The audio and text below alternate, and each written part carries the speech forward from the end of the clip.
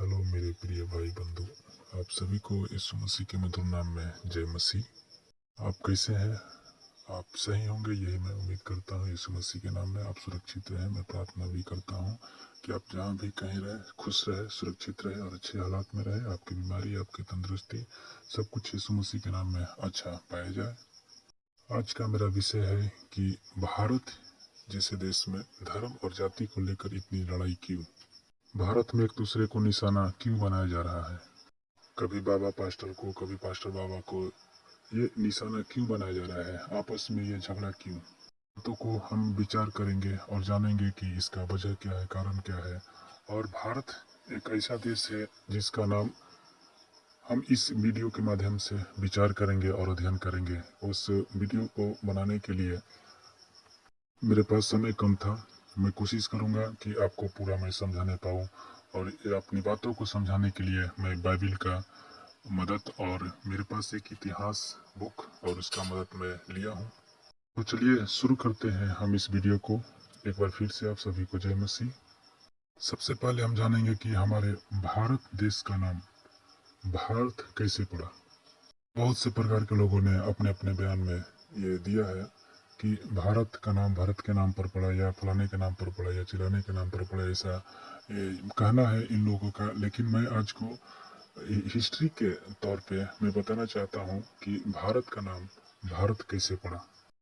उत्तर में हिमालय से लेकर दक्षिण में समुद्र तक फैला यह उपमहाद्वीप भारतवर्ष के नाम से ज्ञात है, जिसे महाकाव्य तथा पुराणों में भारतवर्ष अर्थात भरतों का देश तथा यहाँ के निवासियों को भारतीय अर्थात भारत के संतान कहा गया है।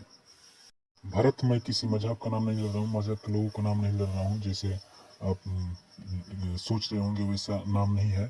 मैं आपको इस नाम को समझाना चाहता हूँ कि भारत एक प्राचीन कबीले का नाम था। प्राचीन भारतीय अपने देश के जम्बू द्वीप अर्थात जम्बू वृक्षों की द्वीप कहते थे। प्राचीन ईरानी इसे सिंधु नदी के नाम से जोड़ते थे, जिसे वे सिंधु न कहकर हिंदू कहते थे।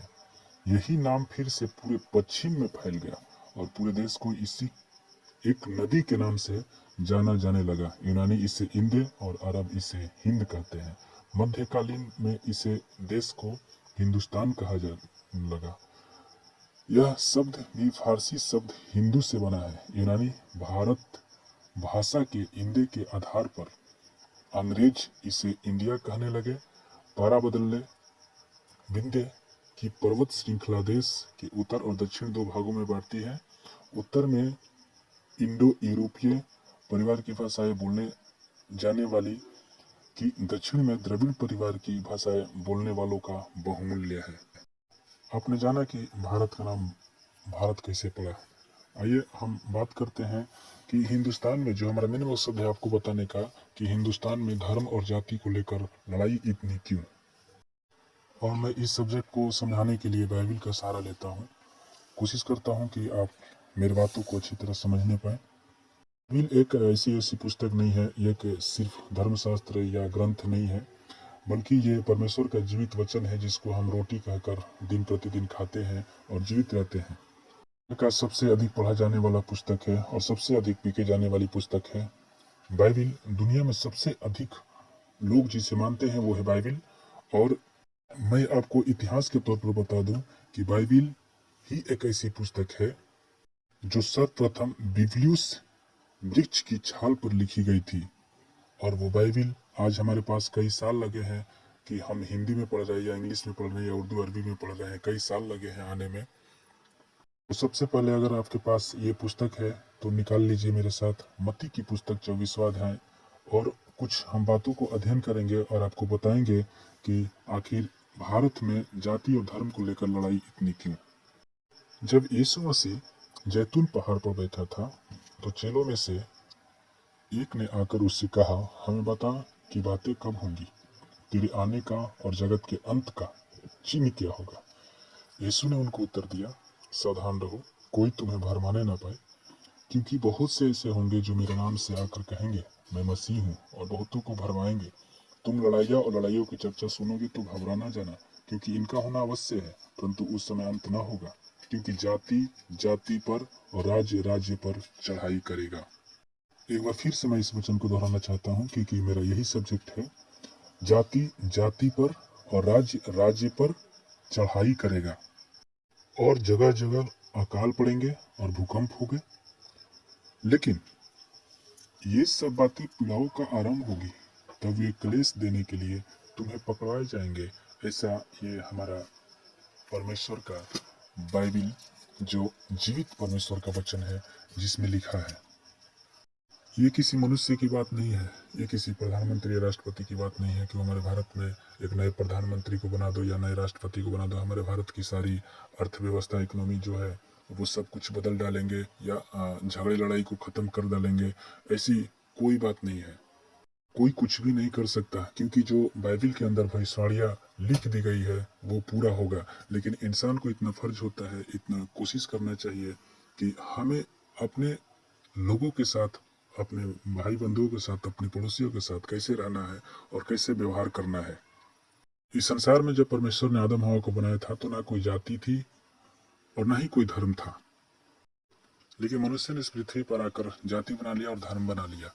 मैं आपको बताना चाहता हूँ, एक चीज़ का खुलासा करना चाहता हूँ, वो सच्चाई है और मैं उस बातों का मदद अपने इतिहास की पुस्तक से लेना चाहता हूँ। मैं तस्वीरें भी कुछ आपको दिखा सकता हूँ, इसमें खींच कर डाल दूंगा, आप देखिएगा, मैं ताकि आप मेरी बातों को यकीन कर सके। बाइबिल का पन्ना प्रकाशित वाक्य 12 अध्याय आप मेरे साथ निकाल लीजिए और 12 का 9 को थोड़ा हम देखेंगे। वहाँ पर लिखा है, तब वह बड़ा अजगर अर्थात वही पुराना सांप जो इब्लिस और शैतान कहलाता है और सारे संसार को भरमाने वाला है, पृथ्वी पर गिरा दिया गया और उसके स्वर्गदूत भी उसके साथ गिरा दिए गए। बहन, अभी आपने देखा कि वो शैतान जो जिसका नाम इब्लिस, वही पुराना सांप जो अजगर कहलाता था, वो पृथ्वी पर गिरा दिया गया है। और वो एक जन को नहीं, 2 जन को नहीं, 3 जन को नहीं, 100 जन को भी नहीं, पूरे संसार को भरमाने वाला है। और इन दिनों में, इन समयों में यही हो रहा है। एक पुस्तक जिसका नाम यजुर्वेद है, अध्याय 32 श्लोक नंबर 3, जिसमें कहा गया है, नतस्य प्रतिमास्ति, उसकी कोई मूर्ति नहीं है, उसका कोई आकार नहीं, रूप नहीं है।